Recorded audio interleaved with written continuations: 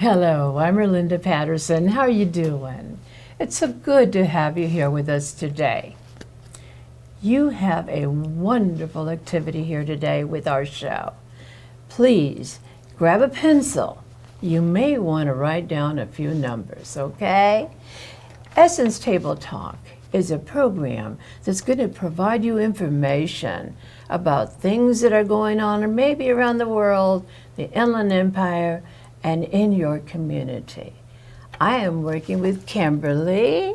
I'm Kimberly Anthony. Thank and you. I'm here today, and I thank you very much for coming and joining us today. And we have two wonderful ladies here, our guests, and our first guest is Shelley Bynum. She is an educator, she is an author, and CEO of Jaden's Closet.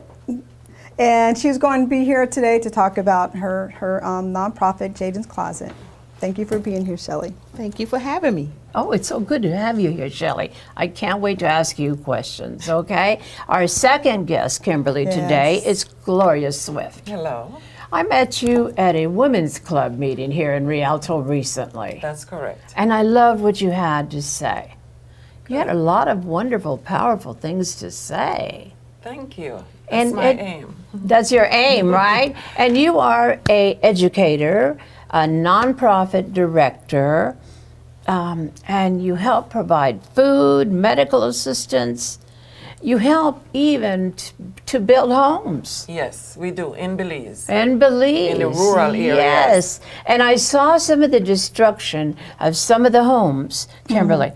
Oh, Yes. totally terrible. Yeah, I was just there recently, and when I was there in October recently, and the water, they had a large, a big storm that just came through like 2 days before we got there. There's so much water and a lot of damage to the homes. Flooding is an issue. Yeah, and what I saw, Kimberly, was the repairs. Yes. She actually got a truck herself and went out and bought the plywood to help fix some of them windows. Oh, that's wonderful. Yes, That's wonderful. she sure did. So I was really impressed, really impressed.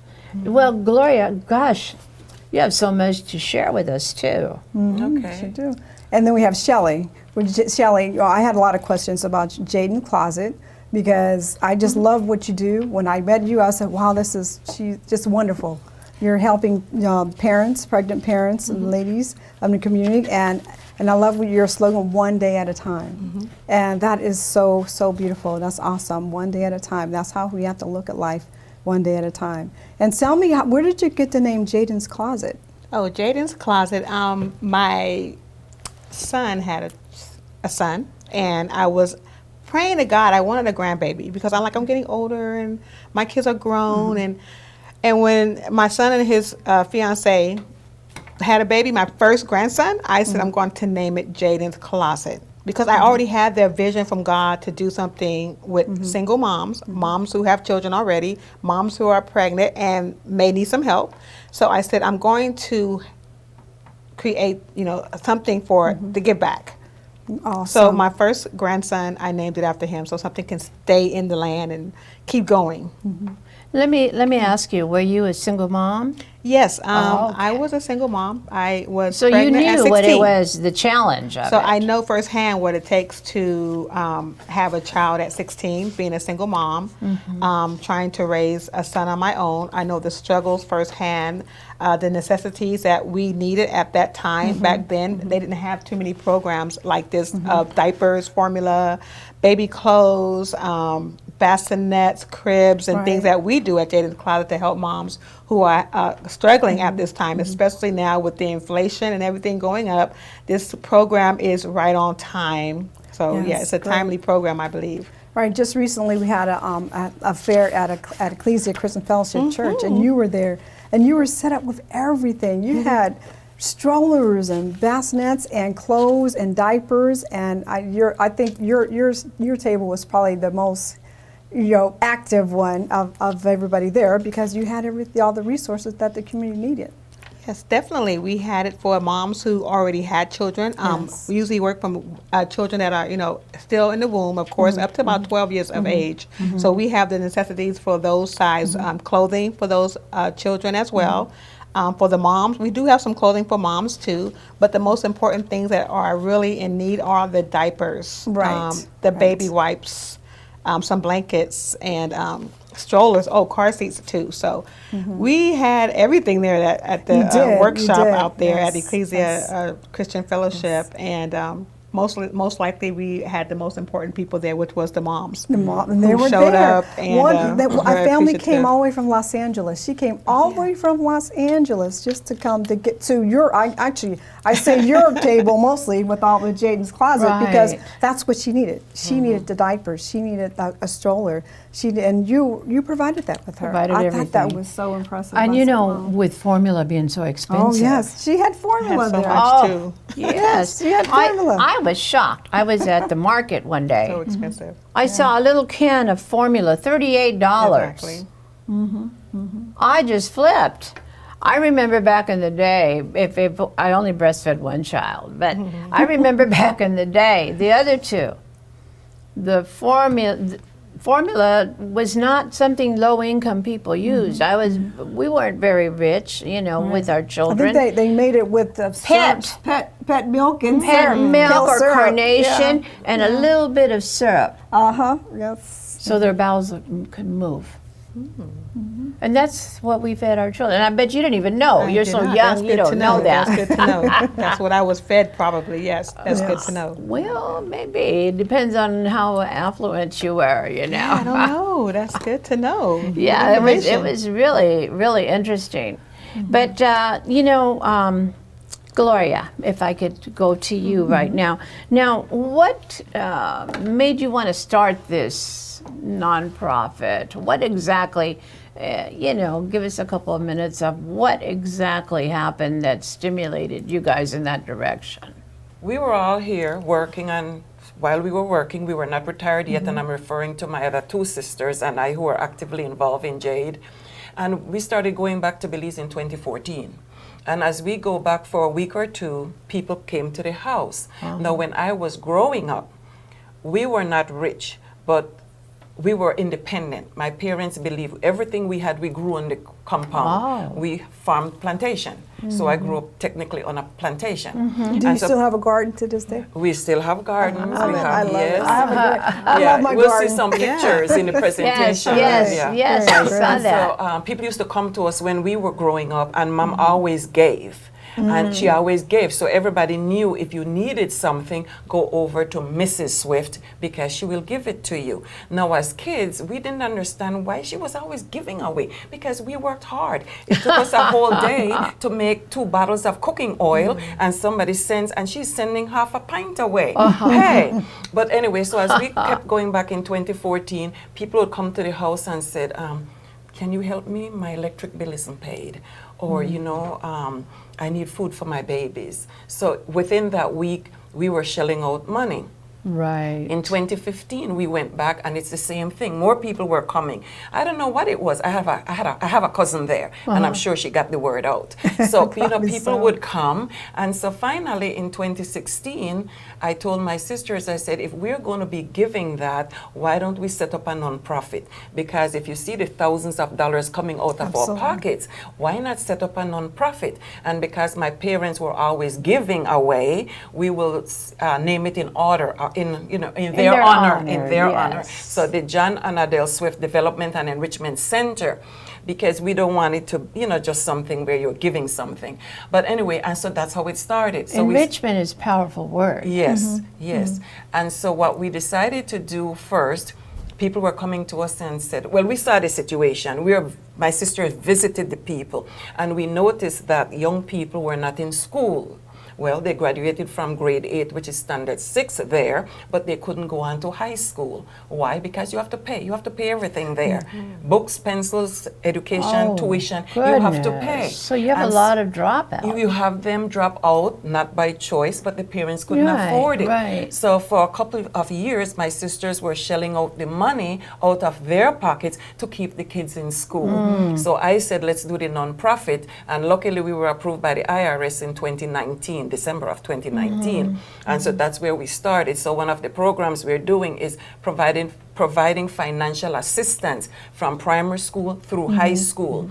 Now, I was going to open a school. That's one of the pictures you saw in the video. But then I found out it was easier if we just support because within the community, because it's so hard to work with the government to open your school because now you're taking away. So, and coming back from the States, they didn't look at that kindly. But we figured out it was easier if we pay the schools for the kids. And that's what we started doing. And then people were coming for food. I'm like, oh. So I would call Now my you have to sisters. feed the people. Yeah, and I rotate with my sisters, and these are wonderful people. I know you had lines and lines of people. Yeah, and so they were coming, and then I called my sisters, and I said, guess what? Because when they were giving Right. food. We didn't have a food pantry at the time. You come and you said, oh, how many you have in your family? 8. So they would go to the store in the city, and they would purchase. So when I was there, and they were coming, and I'm like, I know we're doing tuition. I don't remember food being one of the things. We had it in our bylaws, in what we were doing in our application to the IRS, Sure. but we weren't ready yet for food. And so I called them and I said, people are coming. And they said, what are you doing about it? I said, I'm saying no. They said, no, you're not saying no. We will wire you the money. And so that's what they Great. started doing. Lord, thank that's you. beautiful. Yes. And then medical, can I continue? On medical, the people in the rural areas do not have the money. So what you find out, they're not getting the health care they need until it's too late. I got there and I found out there were 5 people who are 5 amputees. Amputees. Yes, double amputees. Because they had one little problem on a toe, but they didn't go to the doctor. Right, if they they were would've- using the bush remedy. If they would have caught it early and corrected it early, yes. that would have saved their Yes, foot. so 3 of them Correct. have died. Yes. What is the bush remedy? People from generation to generation, they concocted plants, barks from trees, and you have to know them. I don't know a lot about them, Yeah. but I guarantee you if you go there now to the rural areas, because now they have my sisters drinking stuff. I know turmeric is good, so they're doing the turmeric. I know the bark from some tree called billyweb. I know some bark from pissabed. I mean, there are different things. So that's what people rely on. But for some reason nowadays, maybe it didn't work back then, but for some reason nowadays, that's not working. No, we started off including medical expenses in our budget, but it was getting too expensive. Of so course, we had to yeah. reduce that because you have what we call like the public hospitals that you do here. Right. Okay, we have one of those. And when you go, your illness is prioritized. So you may be there 2 days, 3 days and not seen. So what the people were doing, because we were there, they were going to a private hospital. You will get seen the same day, but it's expensive. Of course. So we had to take that off the budget. But we will transport you. We will provide transportation to help you get to where you want to go. But we cannot do the medical anymore unless we get the donations in. Absolutely. Then we can't do that. It's quite expensive to be able to, well, you're dealing with issues, hunger, Yes. the poverty issue, of course, and then the homes are not up to speed. They're Right. not, especially right now. And you're dealing with the medical concerns, Right. the health care issues. But a lot of the health care issue could be affected possibly by the nutrition values too. Nutrition, early health care, Right, getting to the early. doctors on time. And if we can get these kids educated to continue through high school and then on to advanced college, you wouldn't have so many young people having kids. And so Right. the cycle of poverty and illiteracy continues, and can you blame them? And so we are trying to do as much as we can to help. Well, I think you and your sisters are doing a great job, marvelous you. jobs. I know there's a lot of missions out there, but I'm not sure if they go to Belize, but there sometimes, because my friend, she just came back from a mission trip, and your nurse practitioners, and they're all there. So maybe if you can, find out if there's any mission trips going that way, for nurse practitioners, Well, because it's then when good they go to there, collaborate. they do free. It's wonderful to be able to collaborate with other groups, you know. And we have a lot of things going on in our world, and it's beautiful that you're there, you know, to be able to help the young mothers and even young fathers. I'm sure that there are young men that, you know, Yes. kind of get stuck with taking care of the baby too. I mean, that can be an issue as well. And you helping out in the world, that's beautiful, you know. But today we're going to go to a different little turnaround here. Let's talk about something that's affecting us. Gun control. It's heavy. You know, all these massacres, they are massacres. You know, one call that I heard, the young man shot several in a bank. Oh, His yeah, that was the mother other day. called, and she was concerned about her son, who had no mental illness that she thought of. She couldn't think of anything. You know, what's going on in America? Is there a copycat situation going on? How do we handle that? I mean, I would like to hear some thoughts. It's a heavy conversation. It is. It's not easy. I'll tell Of you. course A week not. ago, a sister, she worked for the state in nursing. You know, we have 2 nurses, and we had this conversation at home. And so we're looking at gun control. And she's thinking the legislatures, the law people that we elect need to do more. And I stood back and I said, well, let's think about that for a moment.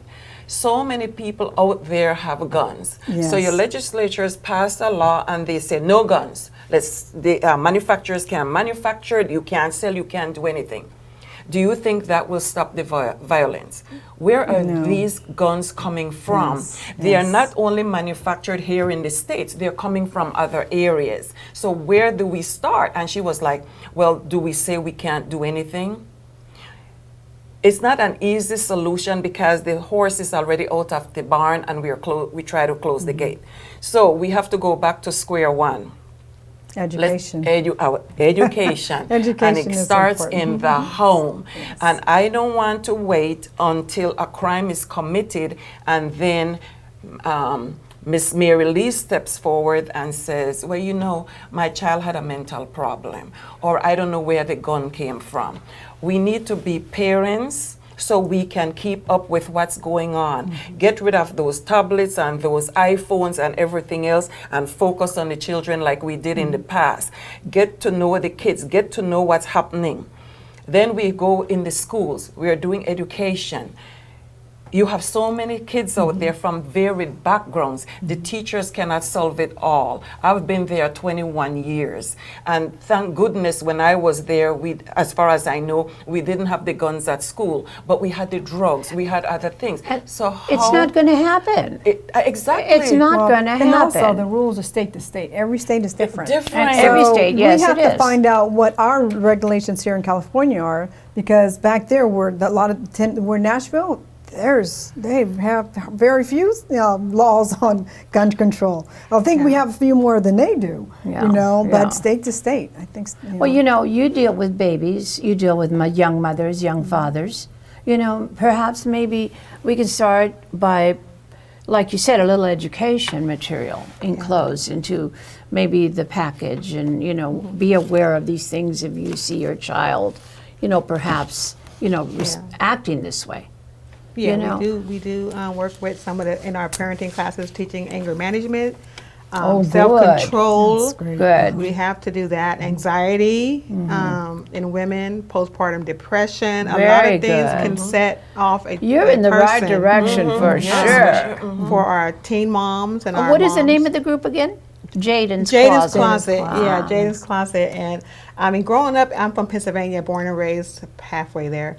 Then I moved to California. But however, I remember praying in school, and I remember, Oh, yes. you know, Yes. all that. And I remember when I think it was 1960. I wasn't born then. 1963. I look back. That was 68. They took prayer out of school. So once they voted to take prayer out of school, what do you think is going to come into schools? Exactly. Absolutely. When they're That's true. taking the foundations of what God wants us to do in our foundation, you take that out, and then you're going to have corruption. You know, you have the school shootings, you have a lot going on because I was raised praying in school and all that. And they took it out. They voted to take it out. So it's you know, the legislators, like you said, and that's up to them. I don't know how they're going to get it together. Like you said, it's already out there. You have both sides, the NRA, National Rifle Association. You have them fighting, for. You have your pros and cons. So now we're just in the middle, and we're just watching the travesty go on. Right. Right, It's pretty, right. it's pretty bad. It's Definitely. pretty devastating. It's Definitely devastating just to watch it. travesty. But I come from Pennsylvania too. You know, I was born in Pennsylvania. That's right. Oh, and my daughter lived there for 21 years. Yes. Okay, that's right. And so, and I do remember prayer being in the schools. And so you're absolutely right. And they took it out. And unfortunately, that's what happens. Yeah. So, yeah. One of the things my sisters do on the kids we support, tuition, they have to come to the compound once a month. Okay. And what they do is try to teach them stuff that will help them. For example, anger management, Absolutely. how to be respectful, Good. because respect has gone down the drain. When I was growing up, We don't have that anymore. We don't the word teach doesn't exist. respect. Well, you yeah, don't and so teach she it, teaches so. them how to be polite and Yes. bring in speakers. Good. The issue is when they leave there, it's not continued. Right. So then what is it? It seems to me like if it's not continued, then we need to teach the parents. If they want a bag of food when they're in that line, maybe that's an opportunity to talk to them a little bit about what's going on in the world and perhaps, let them know. And that's an incentive that we do for Incentive. Jaden's Closet, that they come to the classes. Thank you. And Very then well. we can get some baby essentials, but you have to show up. That before might we be just something give it to away, look so at. they have to have, We bring the parents in. Good. The parents have to be there. Very good. So very Shelley, good. you teach your class, which is wonderful. And I met one of your ladies, and it was so nice. And her class is parenting in the 21st century, and that's what she teaches. So, within what do you teach to educate your ladies on? Well, that's it. Some of the 10 rules. Some of the topics that we talk about, like I said before, is anger management, discipline, because everyone's household has a different discipline. We was raised more on the authoritative type of disciplinary action. Right. You say do what I say, not what I do, or I don't know how that goes. And then You do it because I said you do it. So now we have different parenting styles where they can discipline their children and how to discipline. Like I said, stress management reduction. You want to have tools to better parenting your children, especially when you're having a baby. It's so many components, because then you have the baby, then it's breastfeeding that we teach them. Even when we give them car seats, we did car safety. We did a car safety class with them, so they can know how to put the child in the car seat. And it's so important that they look at those 10 tools. It is important to look at them, read about it, and then put it to action. Action Put is it- the thing. So that's yeah. what they're lacking these days. The action. There's a lot of words going out, even in, like you were saying, in government and all that. It's a lot of words, but there's no action. No action. So we must put action into what we're doing and what we believe in. Right. So we have 2 authors here today. Yes. We really do. Great authors. Yeah. So and just we're going to be having a break in just a couple of seconds here, but we do want to talk about the other book as well. Okay. Absolutely. It's awesome to be with all these talented individuals, don't you think? I'm learning a lot. I'm learning a lot. We need to write that book. Yes. Let me in on it. But ladies, it's been great. It's wonderful to have you here. You're doing some marvelous things, and you're helping so many people. Thank you. We are so grateful, aren't we, So Kim? grateful. Yes. Yes, we are. So with that, ladies and gentlemen, we'll be right back. It's time.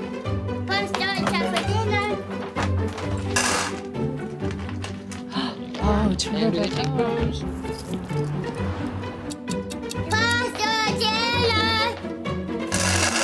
Donating pet food is one of the many ways you can help families in your community.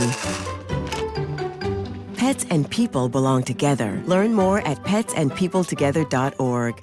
Hi, I'm Ryan Blaney, a third-generation race car driver, and we dedicate a lot of our time to going as fast as possible. My grandpa Lou is the reason why my dad and I started racing, and I'm really proud to follow in his tracks. But when my grandpa was diagnosed with Alzheimer's, it was a very unexpected bump in the road for us. I've learned a lot on this journey with my Grandpa Lou, and the memories of my grandpa will always be with me. And in our family, we're used to getting involved, and I encourage you to do the same, especially when it comes to caring for your loved ones. When I think about Alzheimer's and the impact it had on my family, I recognize that losing a race isn't such a bad day after all. It's important to notice if older family members are acting differently, experiencing problems with their memory, or having trouble with routine tasks. Talking about Alzheimer's can be really tough, but if you notice something, have a conversation with your loved one. Encourage them to see a doctor or offer to go with them. Early detection of Alzheimer's can give your family time to explore support services, make a plan for the future, and access available treatments. If you or your family are noticing changes, it could be Alzheimer's. Talk about seeing a doctor together. My character, Shazam, knows all about growing up in a family full of teenage superheroes. They're bold. Where's everyone going? To fight crime? Okay. Adventurous. Shazam! There's never a dull moment. And no matter what happens, they'll always have your back. All they need is a place to grow and be themselves. And the best part is, you don't have to be a superhero to adopt a teen. Learn more about adopting a teen from foster care. Visit adoptuskids.org. You can't imagine the reward.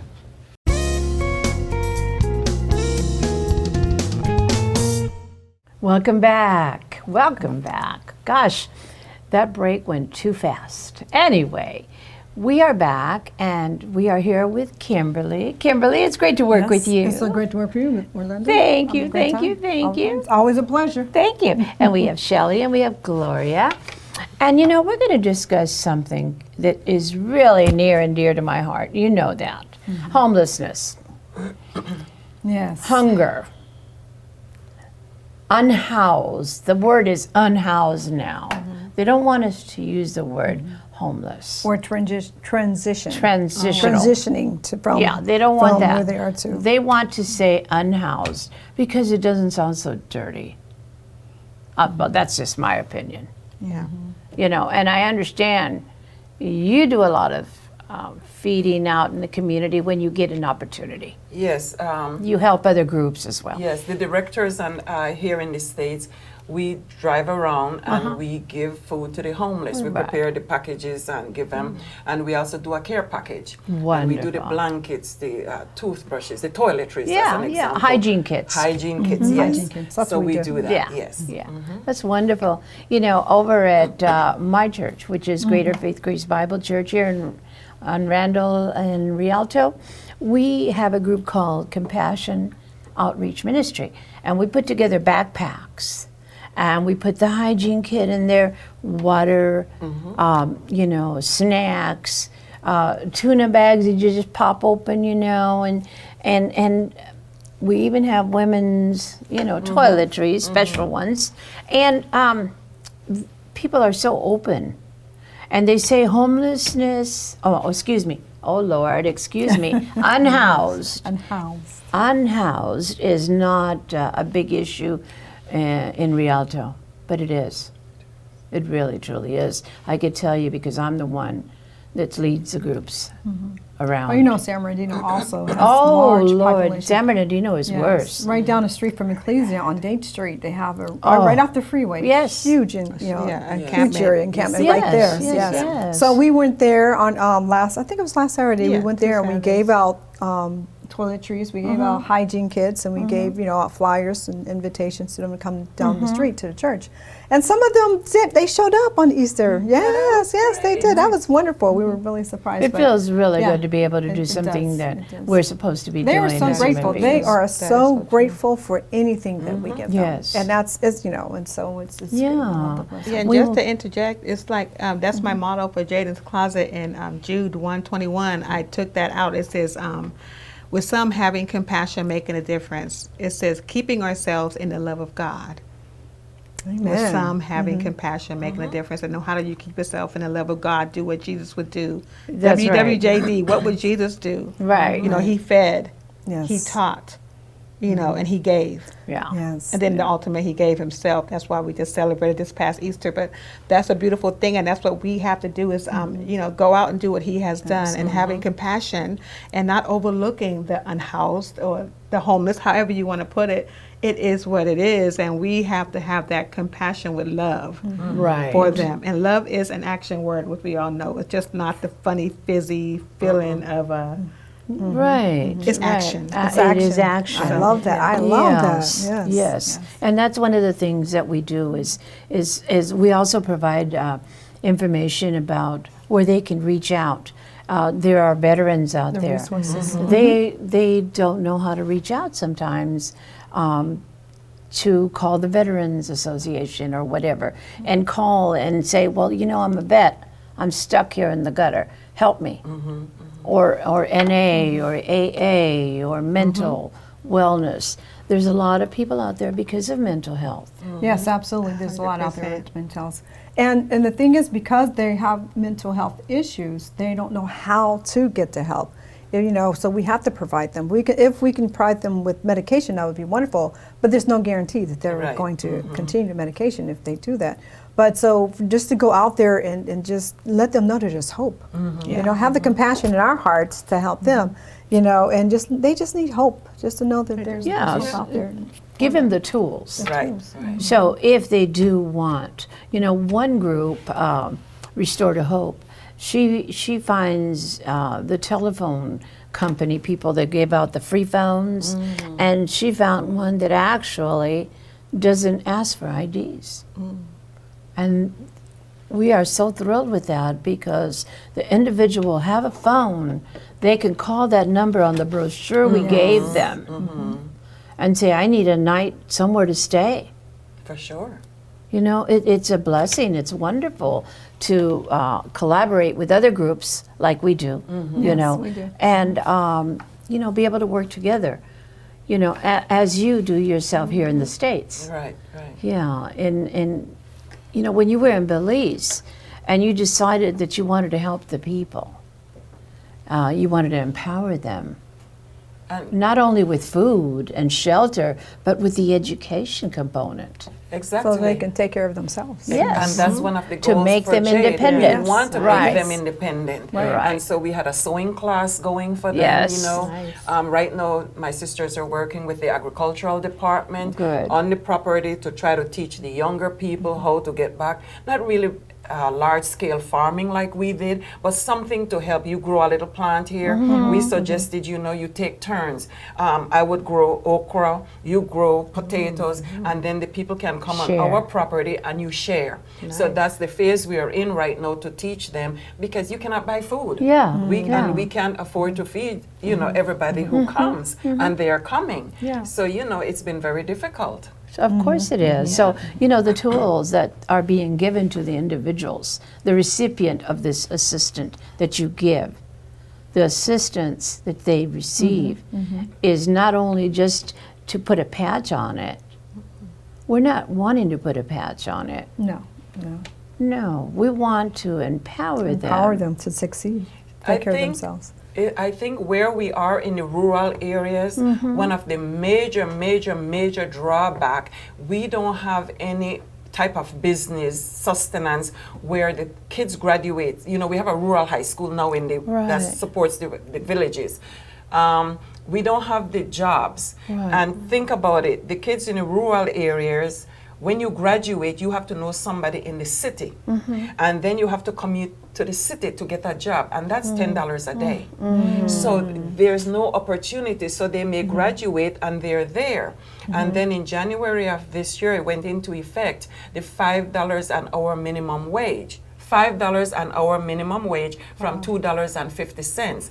Companies started, $2.50 for decades. Companies started laying off employees because they cannot afford $5 an hour. Some of those were our kids who graduated from high school and were able to get a job. We can't help them through advanced education because we don't have the money. It's not in the budget. We can only do to high school. So if we had, and everywhere I go and I talk to people, if we can get a company, we have the property. I mean, we have an extra 22 acres. We can build and we can train them.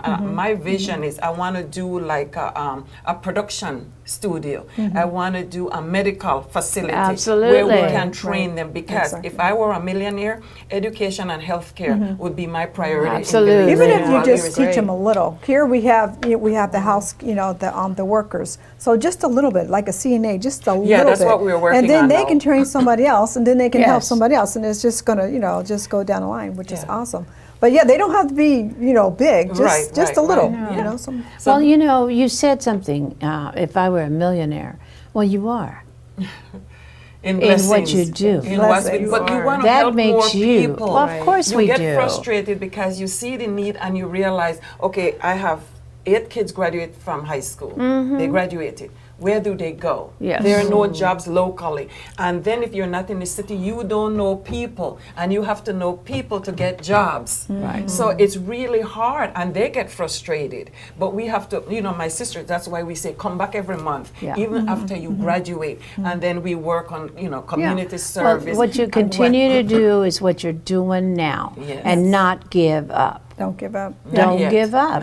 One of these big You're corporations. doing such a wonderful job. I mean, it's awesome. Some I know they corporation is appreciate going to open their eyes one of these days and say, you know what, Gloria, this is what we're going to give you to help you. I hope so. I hope so. it. Just continue to do what you're doing. It's Just wonderful. continue to do that. The same thing with yourself, what you're doing there. That's powerful stuff. What you guys are giving us. I say us because when you help someone out there, I never know when it's my brother or my sister being helped. We just never know. And I'm glad you said that because let me tell you something.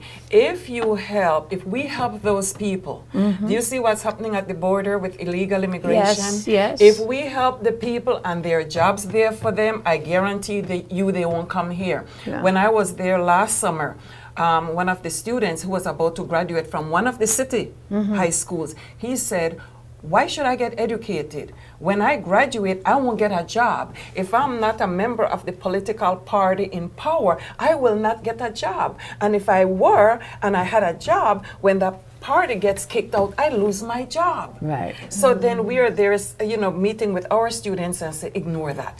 We will try. We have to work through this. We've got to keep trying. We have to keep trying, That's but right. then you have to be real too. Yeah. And the kids are smart. course. So they know what we're trying to do. Right. But it's really difficult. Sure And that's it the is. reason why I got into writing, because I have a Okay, story I was to just tell. going to bring that up. There's a story to tell. I have You a know, story. Kimberly, I was just going to bring that up. I saw that illegal immigration book on top. Now, when we started, we said we had a couple authors. Here's our Yes. second author, right Yes. here. Gloria Swift. I started writing because I had a story to tell. Okay. This book has been rewritten. This was not the original book. The first book published was The Stepchild Speaks Out, and it was written in 1990 and it was published by Vantage Press. Now, the reason I wrote that book, because as an immigrant to this country, a hardworking immigrant, I went through so much. My work was valued in that other people used it or hired me for it, but I never got the credit. Right. And so after going through a lot of discrimination, on and on and on, I figured, let me tell people, we are not all lazy, we're willing to work, and we'll do the best we could. So I rewrote it under this topic, because believe it or not, I was one of those illegal immigrants, and so I wanted people to know that we have some good people. Our intentions are good, and we didn't leave our country because we wanted Right. to. Right. We had to, because I graduated from college. I was teaching in Belize for a year. I taught in Belize for a year. I was a police officer in Belize for 2 years. But I wanted to advance, and I couldn't unless Right. I was. We didn't have sexual harassment per se back then, but when your commissioner of police make passes at you and you refuse, and then you get punished. That's why I left. But I love my job, because at the time when I joined, Belize was under the British system, and they were only allowed to hire 6 women every 3 years. And I was fortunate to be one of those women in 1971. You were So I blessed. love my job. So Yes. all my books except one are nonfiction. Okay. This book here, and I wrote it from the, one of my students came to me and he said, Miss Swift, would you tell my story? He's an illegal immigrant. And the focus on this book is, you hear what it says, illegal immigration, reuniting families, not how, but why. Families are separated. We hear that. This, with luck, this family came back together. So this kid told me his story, being drugged on the way to get over here and all this stuff that the little kids go through. I didn't even know that, but it happens. Did you when you came here, was it your whole family, or was it No, I just just you? came by myself. Oh, okay. At what age? I was 21 when I came. I was 21 when I came because I was 22. I Big was in the Army. challenge. Yes, it was challenging, but you know what? I had a goal. If I get to the States, because I knew people who came to the States and made it, and knowing that the type of person I was going to make it come hell or high water. Can I say that? Sorry. Well, you've done said it. Yeah, but I was going to make it. And I did. If you look at the jobs I had, I worked. Even though I was discriminated against, it didn't bother. It bothered me, but I had a job. And I was going to do my job no matter what. You could do whatever you want, but I was going to do my job. And so that's why I started writing. So with this, So how many books you have you written? I lost count. I think I'm somewhere near 20 or something. I don't know. Beautiful. Well, no, Shelley, Yeah. you've wrote a I lot gotta of books get too, though. connected. No, I haven't, but I will get connected with Miss Gloria, and she can show me how to get some and more going. You know, if you write from the heart, like I said, this one, it was Christmas in the 50s. I'm 18, never mind. But it was Christmas I heard in the 50s, you know, and how it was back then. It was family oriented. It was not about the Christmas tree and the Christmas gifts. It was about the food and family together. And before we ate, Mom had us pack those baskets, and we were walking around the villages giving out food. After we were finished, then we had our dinner, which is at lunchtime. Right. So Yeah. this is it, because Oh, the what a kids wonderful nowadays don't know story. about this. So Yeah. do you get those books in Belize? Do you pass those out there? I pass them I'm out sure there on they're- our campus, and yes, good. and I'm sure they're so excited to have an author right there in front of Yes, them and yes. receive the book. And at the wonderful. Women's Convention next Saturday, I'm selling them as fundraisers to get more money for Nice. Jade. Yes. So I will be Nice. doing that to give, because we need more money. The more money we get, the more students we can support. Then we can provide more people with food, or if in case of a fire, they come to us. We do home Right. renovations. We give them supplies for the homes. You know, we give them stuff for their kitchens, and their, you know. Every time. So we've helped two families whose houses have burnt down. They come to us. I don't know why. I think it's just a reputation, go over there.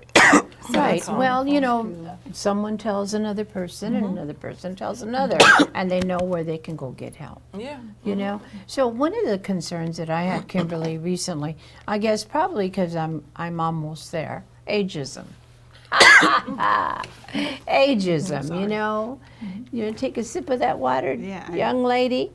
Ageism. You know, when I read a newspaper article recently, and it said, if I tell you I'm almost 90, you're not going to invite me to the party anymore because you'll be considering me an old lady and I'm not fun anymore. But if I look 70 and I dress 70 or younger, then I get an invite to the party. So why are you excluding this old lady? Do you, well, you guys are too young to know that. Yeah. You know, and I do the under 70 dressing, and you know. Well, I'm not under 70 anymore, but I do remember the days when I dressed under 70. Ageism. My mom is 97. And in our culture, when we were growing up, we didn't have homes. What you want to call them, I don't care. Like- we didn't have homes. Like convalescent homes? Yeah, we didn't have those. Okay. You take care of your family. Sometimes Right. they're in their own home, own house, but they're on the property. And so they might be on the property of one of the children. Right. And so you take care of them. So my mom is here. She raised 8 of us. She put us through school. And so in turn, what we're doing, we take turns. Since I'm retired, I travel a lot. If I'm not in Belize running the nonprofit, I'm here and then I take a vacation. I just got back from a cruise. But we take Where turns. I'm going in a couple of days. My youngest sister Jealous. retired from the military, and she's working again, second jobs, third jobs. You know, you have to work. You want to Yeah, of work. course. And so my mom is going to go with her in May for a couple months. Sure. And like I said before that, she was in Belize with my other sisters, and that's how it is. So we don't see. The idea has never come up. Now, as far as not inviting them to the party, I don't know much about that because we don't do parties. We do dinners, and we do invite and the family, families, and of regardless of the age. Right. But I know in jobs I hear about the ageism. But other than that, you know, it's a shame that we would treat them differently. If we don't want them at the teen bopper party, then maybe have something that they can relate to. Why Well, not? you know, I recently was in an accident, a car accident, hit and run. The guy took off, the car is totaled. Okay, so part of the aftermath of that issue was I was in a walker for a while, and I was so embarrassed. I was so shy to let anybody see me in a walker. Really? You know, I didn't want to go anywhere. Wow. Oh, I said, I don't want people to see me. They're going to think I'm old because I'm in a walker now. And upon occasion, I still need the walker for other health issues. But it's almost like if I feel that way sometimes, I know other people do too. My mom, her problem or her comment is always, I am too old, I will be in the way. Like when she has to travel, we were going to go to Belize for April to give one of my sister a spell to come. And I was taking her. And she said, I don't want to go because at the airport, and the wheelchair, and I will be too slow. And I said, Mom, you've never had to worry about that. Don't worry about it. Yeah. So she said, I do. And so I think that's her thing. She, just like I was bringing her here today, and she said, no, the weather is not good, and plus, I'll have to have that walker today, and it gets in the way. So if she looks at that and she is already thinking what she thought people are saying, but she never said, I don't want to go because of how people look at me. She Right. said, it will be in the way, and I will be moving too slowly. Yeah. So that's her thing. And then you had Betty White, who, Look at her. 99, Yeah. who was just as spry as she could be. Age was just a number. She didn't Yeah, worry about that's it. age at all. But She my continued mom to had do a what she's stroke in 2020 when we were in Belize. And although she has recovered, she has not been the same. We were talking about walking earlier. When she was here in Rialto, she did 90 minutes on the streets every morning in the dark. You have to Yeah. go find her. But no, she can't do that. Her walking has slowed down. But course. before she was active, you would never know she was in her 90s. You'd never know it. Yeah. So But the main concern that I have is for younger generations. Okay, when I turned a certain age, then I started getting Social Security. And I understand from what I hear, CNN News, that we are not, our younger generation will not be receiving Social Security. That by 2035 or so, it may be eliminated. There may be no funds. It's a concern. It's a concern because somebody's going to be 70 plus and need that little money to survive. But what happened to all of us who have paid money into Social Security and died before we got use of it? Where's that money? And then Right. before I Good got into question. teaching, I paid Social Security. And I look at this statement. I Yes. will never use that money because I get Right. stars. Right. So, it's like, so there's money somewhere or somebody else is getting the money somehow and not putting in. So we Right. shouldn't be taking out if you're not putting in. Right, So I worked right. for the state. So the state, we never paid Social Security anyway. So I was used to not paying Social Security. 'Cause I worked for the Right, state. So what we did put in our money in, but we put it in CalPERS, so which Right. is a different thing. So But you still had. yes, we still have. So Yeah, I you understand. So I really, I feel kind of bad for my children who may not be able to receive it as they get older. Yeah. So it's part of being proactive and teaching our children that they need to, Put money now we away. talk That's about right. 401ks and Exactly. they need to prepare for all that Exactly. because as we were talking earlier, the kids are on the phones, the kids are on the computers. In the future we're going to have all this technical equipment that the children are going to be adults and working in, It's not going to be like today. That is true. Yeah. That is Our program is almost over. However, there's one more area I wanted to touch. Okay? Transgender. Should they have rights?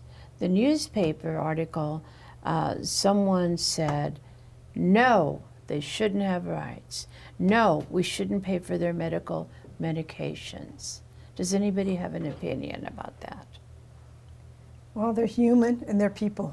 Yeah, we're all Just equal. like we're all equal. We're all equal. people. We're all, Yeah. like you say, human, and we I have our am not rights. the judge. Right? No. Neither are we. I am not the Right.